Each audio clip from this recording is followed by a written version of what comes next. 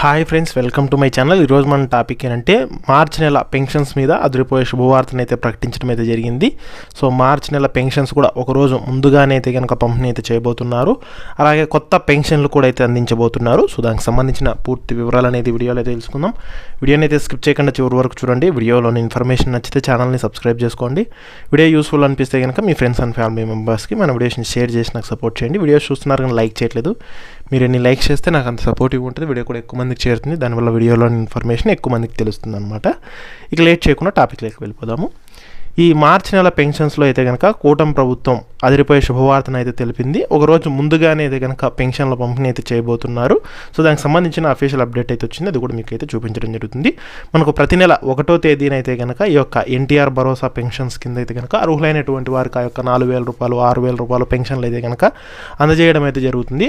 అందులో భాగంగానే ఈ నెల చూసుకున్నట్లయితే అంటే మార్చి 1వ తేదీన ఆదివారం సెలవు దినం కావడం. సో అందులో భాగంగానే మనకు ఓ రోజు ముందుగానే అయితే కనుక అందివ్వాలని చెప్పి ప్రభుత్వం అయితే కనుక ఆదేశాలు అయితే కనుక జారీ చేసింది. సో దానికి సంబంధించి అఫీషియల్ అప్డేట్ అయితే వచ్చింది. ఒకసారి స్క్రీన్ మీద మీరు కూడా చూసుకోవచ్చు.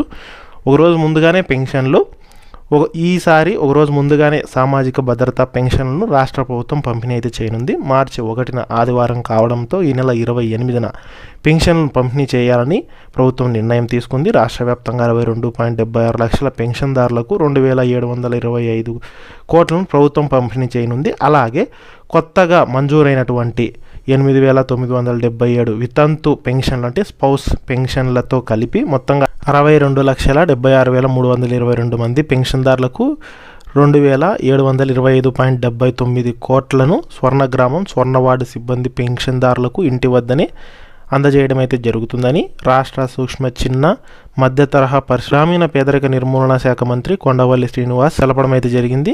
28 ఫిబ్రవరి 2026 తేదీన పంపిణీ చేయాల్సిన మిగిలిన పెన్షన్లు ఏమైనా ఉంటే కనుక 2వ తేదీ మార్చి అందించడం అయితే జరుగుతుందన్నమాట. అంటే ఇన్ కేస్ మీరు 28వ తేదీ తీసుకోకపోతే మార్చి 2వ తేదీ సోమవారం రోజు అయితే కనుక పెన్షన్స్ అనేది అయితే కనుక తీసుకోవచ్చు అనమాట.